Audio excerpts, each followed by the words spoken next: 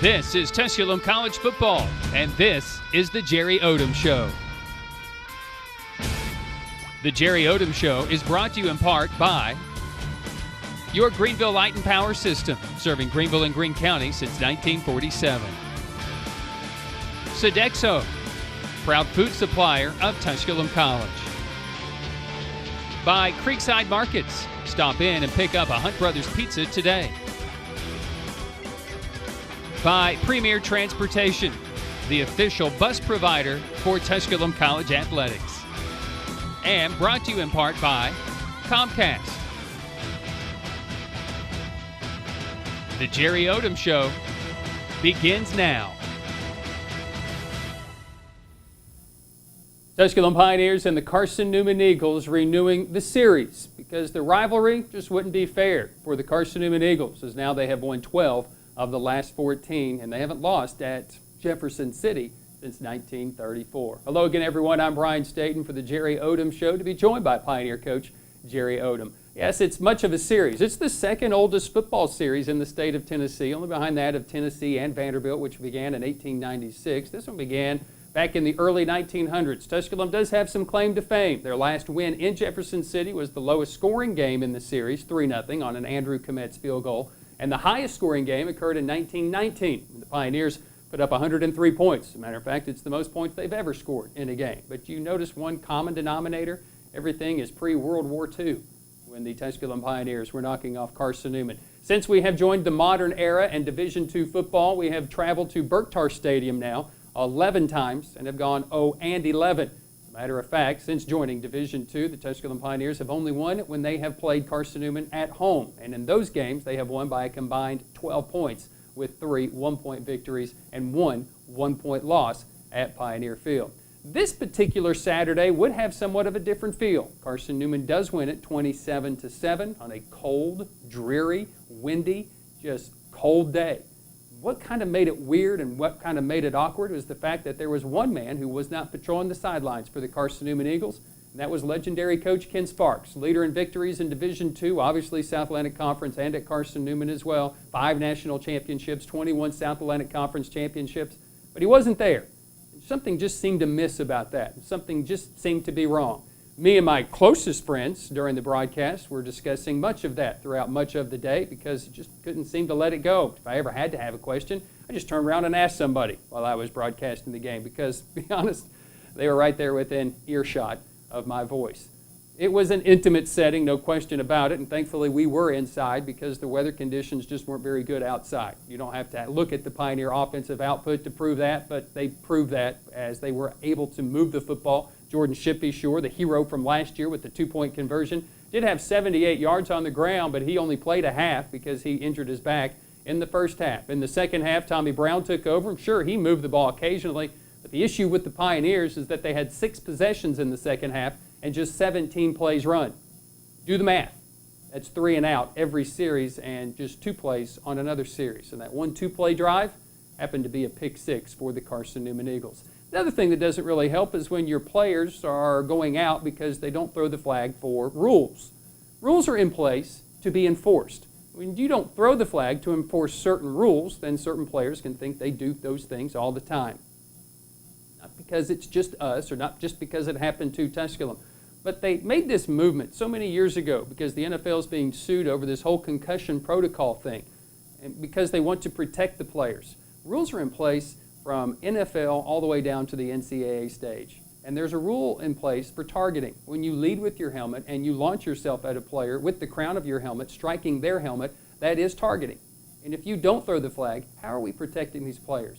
How are we protecting the game? How are we going to make people want to come back and play? I know, ask Tommy Brown. But Tommy Brown probably doesn't remember the play where he was targeted and there was no flag at the end of it. I ask is one thing. Because I have a microphone and a video and something to a platform for you to listen, I ask that if you're going to be an official and you're going to show up at a college football game at Division II, don't be afraid to throw the flag if you see targeting. You don't have to throw the guy out. The rule is in place to be enforced. And if we don't enforce the rule, we're not helping these guys.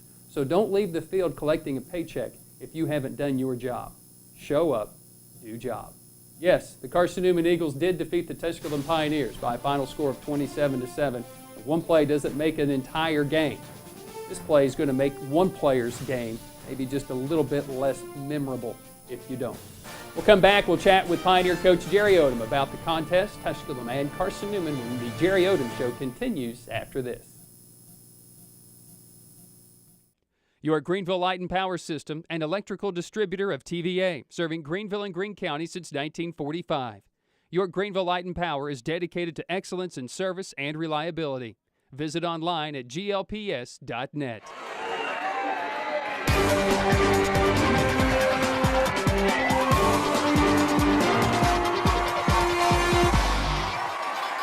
Welcome you back into the Jerry Odom Show. Tusculum and Carson Newman. It is the second oldest football rivalry in the state of Tennessee, football series-wise.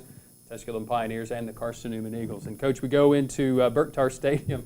A lot of history, and I know that you're not that historical buff, but you're a guy that wants to win football games. Yeah. And the elements made it very difficult to win on Saturday. Closest game ever played between these two schools, 35-27 on a very sunny, dry afternoon late in the fall. And for the most part in this game, 3.5 quarters, really, 13-7, anybody's ball game for a long time. We just couldn't capitalize on their mistakes. We didn't. I mean, we had 2 fumble recoveries we got nothing out of. We stripped them another time on a 13-yard line, and we didn't get on it. Had a couple chances, had 2 guys run wide open on the one we threw the pick on. They ran all the way back to the 10-yard line. And I think also they capitalized on their turnovers in the sense that they ran, got one at the 23-yard line and got the other one, caught it, but ran it all the way back to the 13-yard line. It is so hard to stop an option team, even from the 30-yard line and in. Right. You know what I mean? Because I think they went on the 13-yard. They went 6 plays. I mean, that's 2 yards a play. It's about as good as you're going to do unless you can make something negative happen. And then you got to take chances, and you're jumping around, and they'll hit you with something. And they did, and they were able to punch it in. And I thought I give my kids credit. I thought they played hard. I just don't think we executed very well. And that and that could have been the elements. It could have a lot had to do with them. I thought their defense played very, very well. I thought we played terrible on offense.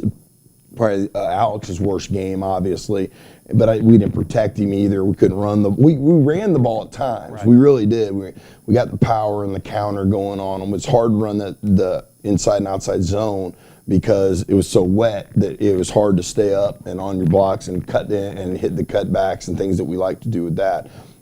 Then we dropped a couple balls and that were really hurt us. I know 2 right off the top of my head that were big. And the bottom line is that they found a way to win, and I can't say anything negative about them. Obviously, they deserved to win the game on Saturday. We didn't quite have enough to finish, and we're beat to heck. I hadn't said a whole lot about it, but you lose 3 offensive linemen. Basically for the last 4 games, we hadn't had any semblance. We've been having to plug holes with different people, and then we're down to our 5th tailback at the end of the game. You didn't even know who he was when Christian Bell. I know who you are, but he went in and we were beat. We tried to put Shippy back in, but he hurt his back, and he's like, I can't do it. I can't go. Tommy gets what probably could have been called a targeting.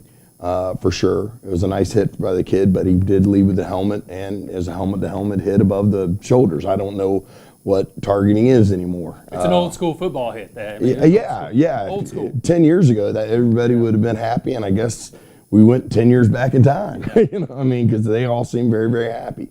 But the bottom line is we just didn't get it done. I got to do a better job.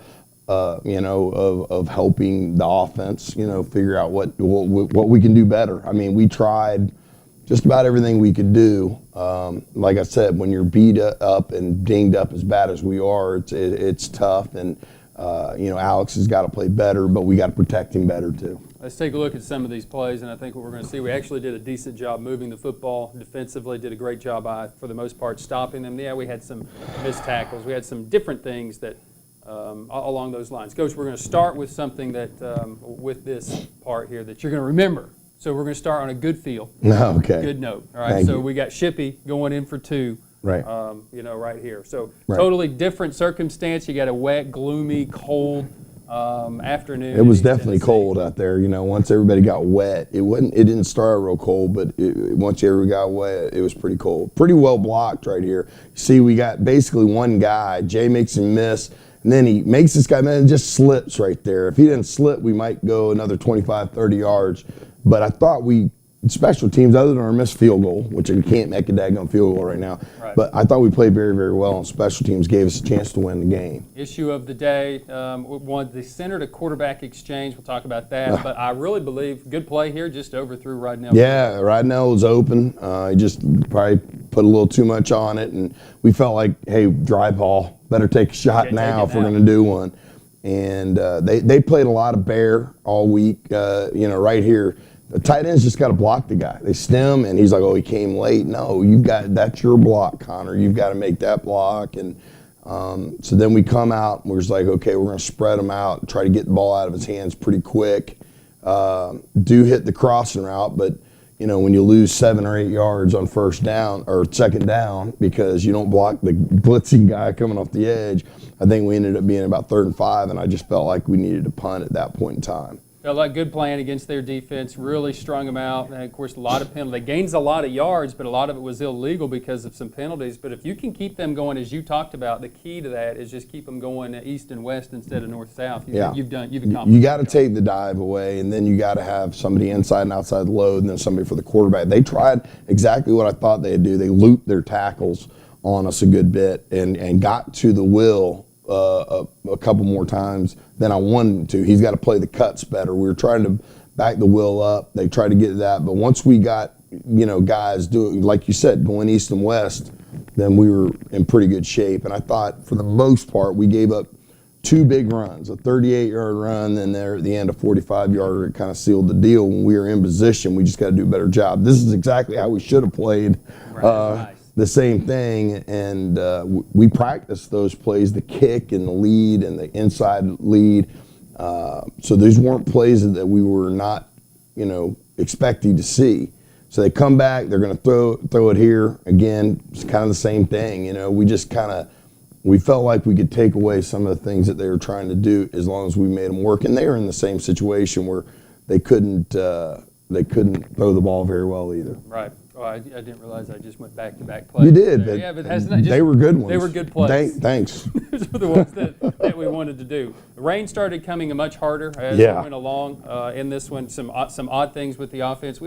Alex doesn't turn it over. He's thrown 4 interceptions all season long, and throws a bad one here, falling off his back foot, and that one just kind of fluttered, and that really put them in great field position. Yeah, when you give a triple team, the ball at the 13, 14-yard line, and they take 6 plays to get it, eventually they're probably going to get it in. And they did, and I knew that was going to be tough. We had to take some chances, but they did a good job scoring right there. You respond offensively, and maybe this is part of the best drive of the day. It didn't start out very good, No. But again, a 3rd down 11, and Jordan Shippey is going to run and burst one up for about 15 yards here. And a lot of that was a great hole that was opened up by the left side in Broadwater and LaFleur. And I thought those guys have been great much of the year. They really have. They played very, very well most of the year.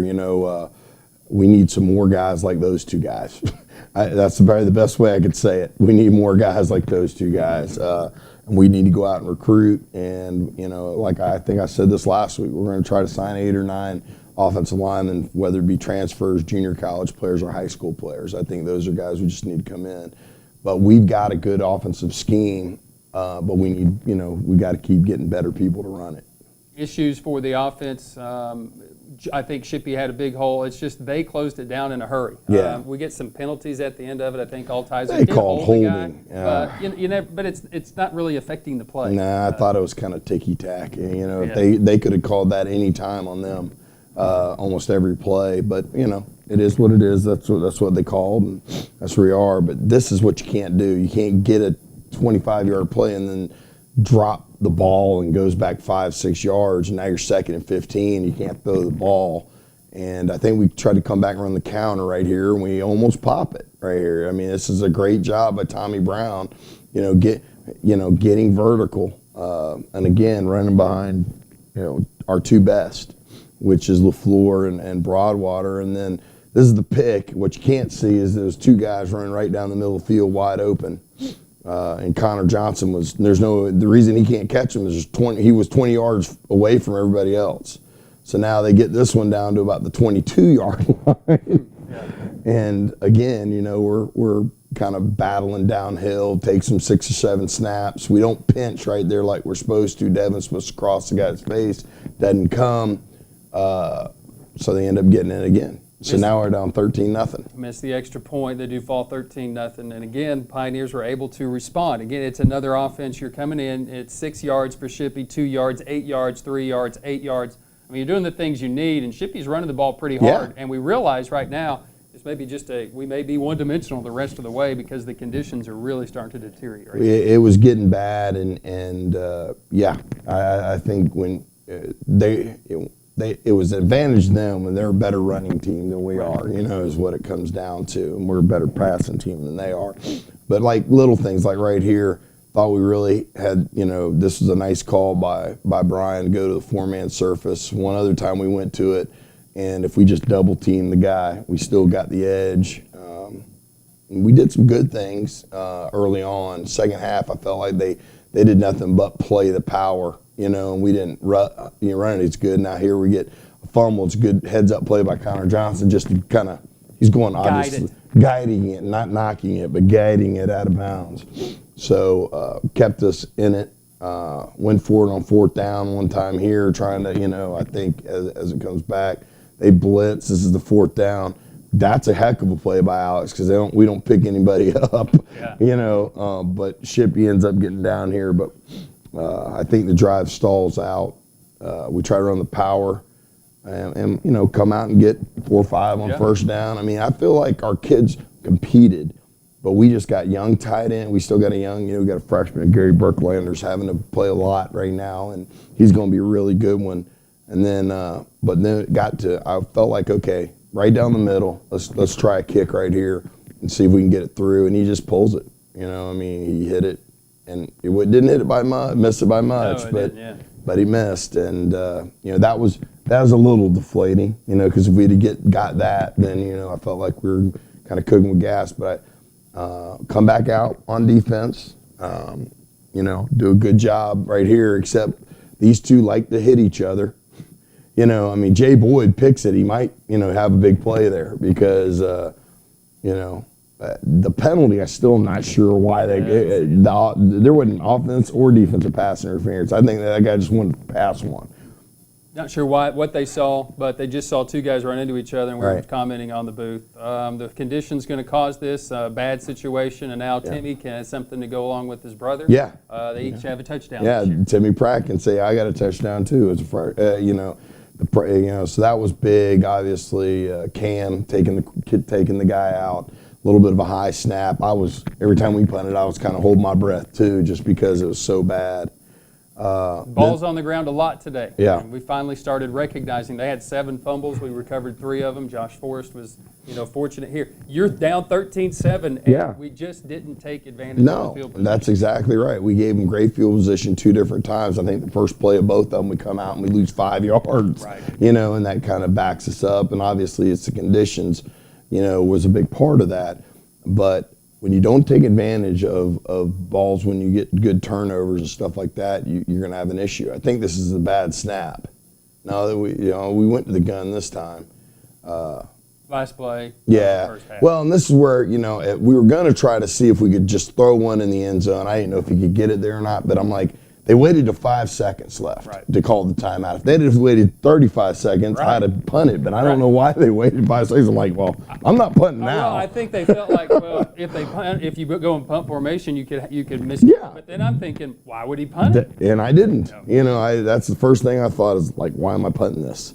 So we go to the second half here, and I know we didn't show the quarterback center exchange issues where after we get that fumble where we continue to lose yards, and then we ended the first half. So it's 13-7, and really the third quarter is a push. They're not doing much of anything offensively because you guys are stopping the dive. Yeah, well, we did a better job. We came out and played something a little bit different, the way we played our backer and how we played the front side of our even front stuff that we were running. And, we did some good things at Great call here. Timing a blitz. I thought they were going to try to sprint out here, and Chris was able to get through for a sack, and that really helped us, in that situation. Our kids kept competing. I never felt like there was anything down. Nobody was down on the sidelines. They were just like, we got to keep going, keep going. And a couple things broke her back in the fourth quarter, and obviously, this was a huge play, but we did nothing with it. What a great job. Now I felt bad for that youngin. He got hurt. That was a bad looking thing, but it was a super play by Martez. He certainly didn't mean to hurt the young man, and our prayers and thoughts go out to him. Obviously, I hope he's going to be okay. But then we come out and we come out and we're going to try to take a shot. And right there, I felt like he could have thrown the ball. I don't know. Yeah. Step up. They had a little pressure from the outside, but I think there was a pocket to step up into on that one night. He had plenty. There wasn't time, but we're struggling at this point. You talked about him just stepping up, and I think he sees the pressure when it's not there initially. I think part of it is how much he's been hit too. You know what I mean? When you're hit as much as he's been hit the last 3 weeks, I can see quarterbacks start doing that, and we certainly don't want a David Carr situation. Right. You're exactly right. It's a Carson Newman team here. I put this in here just to show the 2 longest runs in the last 2 years. 42 here by Dillingham, and then 37 is what's going to follow up. But a lot of it is congratulations, here you go, because we didn't fill the right spot. This is awful. Lakeith just got to tackle the guy. That's on 3rd and 7. If we tackle him, we're off the field, and they got to punt it again, and we're still in the football game, even with that long run. You can't give up 75 yards on 2 plays. I mean, that's what it comes down to. And so now we're down, 20. And it's targeting. I'm sorry, I got to put it in. I mean, that's launching yourself at somebody with the crown of your helmet. Crown at your helmet, and it's helmet to helmet on top of it. So, and then taunting on top probably, but that was unfortunate. But we probably lost Tommy for this week. That was the point I put there. That's our 4th running back gone. It's just been one of those deals. You put Boney back in there, I had to get Boney in there, see if we could, because he could play tailback in a pinch, and he'll definitely pass protect for you, even though he got worked right there. But then he didn't get the ball outside, and they were man to man, which is fine. But then, when you don't get it outside, you don't have a chance, and, they make return for a touchdown. That was kind of the end of the game. Just positive. Thanks. Just wanted to trying to make me not jump off a bridge. I appreciate you. The Tusculum Pioneers fall to the Carson Newman Eagles, 27-7. And again, the offense, don't even look at the numbers because it was aberration from what this offense can actually do with the amount of guys that they've got out there. Carson Newman stopped Stone. You look at their run average for the most part. Yeah, they had a couple of guys go over 100 yards on the day. We kind of helped that, as you just kind of saw. We got to make tackles. Much better tackling game for this team. Just got to have a little better execution. Coach talked about the 3 E's, the execution, the excellence, and the effort. And I would say 2 of those E's definitely accomplished on Saturday. Get a couple of weeks off. We're going to take our time to lick our wounds, see if we can't get people healthy as we prepare for the number 1 team in the region right now and the number 1 team in the conference, clinching the conference championship last week, the Wingate Bulldogs. We'll talk about that when we continue with more of the Jerry Odom Show. Sodexo, a world leader in food and facilities management services. Sodexo proudly serves Tusculum College and supports Pioneer football. Sodexo, making every day a better day. Premier Transportation. From the moment you step onto any of the motor coaches, it's clear they pay attention to details. They make sure you have the top-of-the-line amenities, the industry's most innovative technology, and the most advanced safety features to ensure every mile of your journey is a smooth one from coast to coast. The Premier Fleet. Escape the ordinary. The journey is half the fun. Premier Transportation, the official bus provider for Tusculum College Athletics.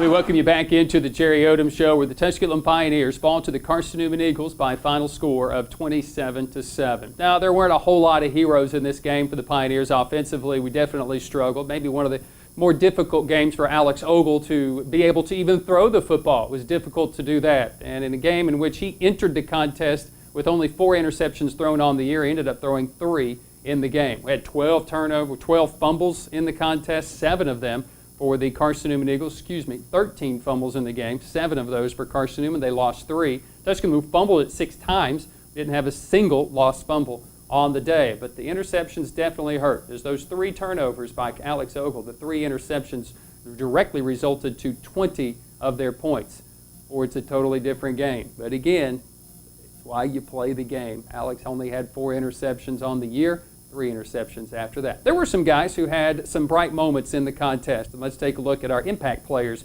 between Tusculum and Carson Newman. We'll start with the defense. Chris Matthews, a young sophomore out of Lehigh, Florida, and Lehigh High School. Well, he had a banner year as a freshman last year, just exploded onto the scene. And in this game, he had 5 solo tackles, 5 tackles total, 2 of them behind the line of scrimmage. You know how difficult that is against the Carson Newman team, including the 1 sack on the day against the quarterback, because they didn't really throw the ball after they attempted just 2 passes, 1 sack, 1 near interception. For his career, just through less than 2 years now, 64 tackles, 6 tackles for loss, a sack, and a fumble recovery.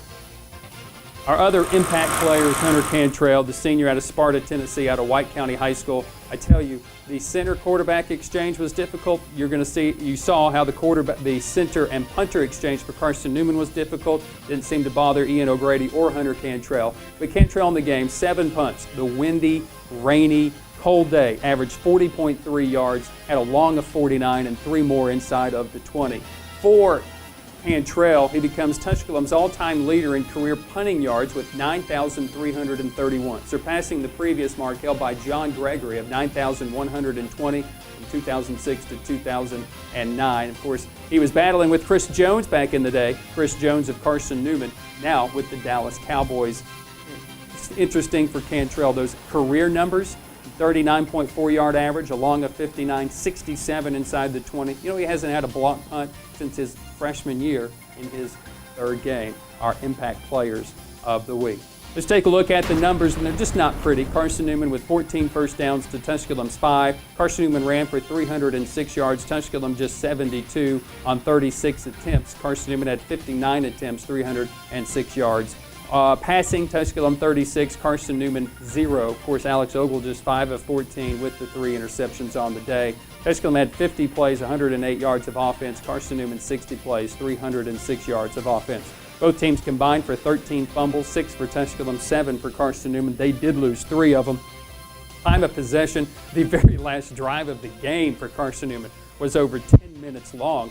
The Pioneers had 10 minutes of time of possession in the second quarter, but could not capitalize. The Eagles win the time of possession battle 32-41. They held the ball for 12.5 minutes in the fourth quarter and 10 minutes to kill the game at the end. 27 minutes, 19 seconds for the Pioneers. Third downs were awful, 2 of 14 for the Pioneers. Talked about the possessions in the second half of their 6 possessions, 17 plays, 3 and outs, 3 and out, 3 and out, at pick 6, and then another 3 and out. Carson Newman went 6 of 13 on third down for the day. Pioneers' one trip into the red zone was a missed field goal. Carson Newman went 2 of 3 after they picked off 2 passes and returned them into the red zone. They were able to capitalize on their end.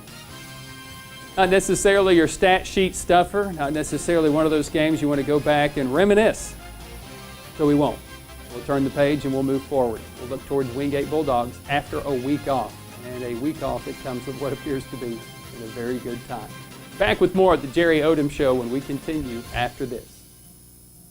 Creekside Market has 3 locations in southern Greene County to serve. So while you're traveling to or from any game, stop by and pick up a Hunt Brothers Pizza for those football Friday nights or Saturday afternoons. Creekside Market just off the 107. Locations on the Asheville Highway, Camp Creek, and the Irwin Highway. Creekside Markets in Greene County.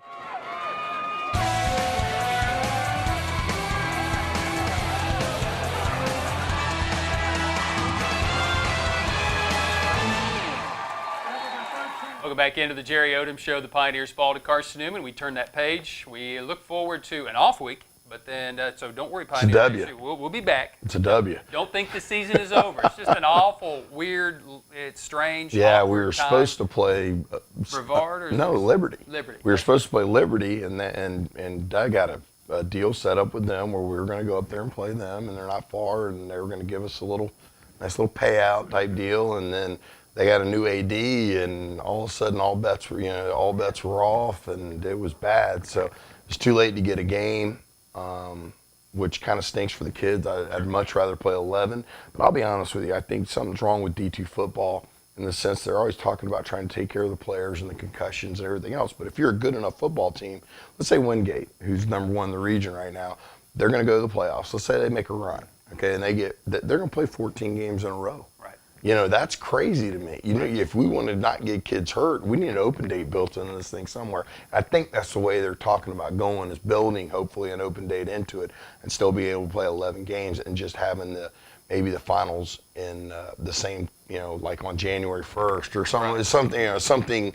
Christmas or something of that nature, because I just don't know if it's fair to the kids to we cut down how much hitting we can do in practice, which I think it's good and bad. You have to kind of weigh that out on what you do, but I think it's important that people understand that these kids are going 13 and 14 weeks and how much it builds up as you go to the playoffs. And hopefully we're going to be in that situation soon where I can, bemoan more about it. Or we could just throw flags for targeting in a football game. That'd be good. That would be good also. All right, let's take a look at what we got coming up. The conference champions, they clinched that this past week. Pittman, the number 1 rusher, he got a quarterback who I think just drives the bus. Whittaker, he does. Whittaker does a good job driving the bus. Yeah, you got to stop the power game. Right. They're going to run the power, and they're going to run the power, and then they're going to play action off power, and they're going to run the power again, and they're going to run the zone read off the power, and then, it's everything that they do. And they've got 4, I think, senior offensive linemen. 1 kid's a junior.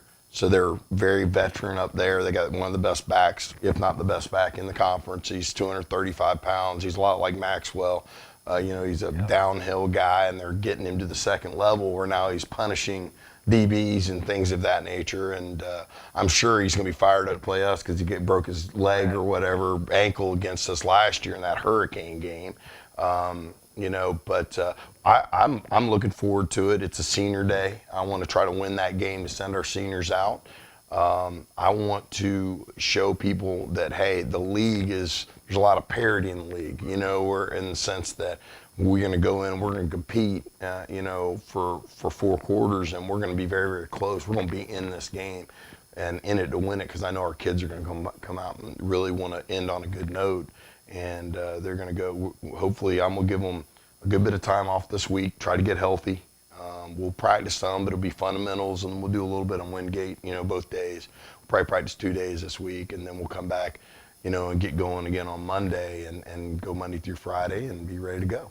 Bulldogs and the Pioneers will wrap up the season 2 weeks. Season's not over. Don't forget about us, but we'll be back 2 weeks, November 11th. That's when the Bulldogs will come in here for Senior Day to wrap up the season. The Bulldogs, 2 games remaining. I don't think they can blow it, but they come in here to Pioneer Field with anything outside of a win. Could be a little bit of a different story for them. No question about it. And for this Pioneer team looking to go out the right way. Join us on Saturday, no question about it, November 11th. We'll have coverage at 12:30. Kickoff will be 1:30 here from Pioneer Field. For everybody involved with the Pioneer Sports Network, Nathan Humbert, he's the coach, Jerry Odom, I'm Brian Stayton. And until November 11th, go Pioneers. This has been the Jerry Odom Show. The Jerry Odom Show is brought to you in part by your Greenville Light and Power System, serving Greenville and Greene County since 1947. Sodexo, proud food supplier of Tusculum College. By Creekside Markets, stop in and pick up a Hunt Brothers Pizza today. By Premier Transportation, the official bus provider for Tusculum College Athletics. And brought to you in part by Comcast.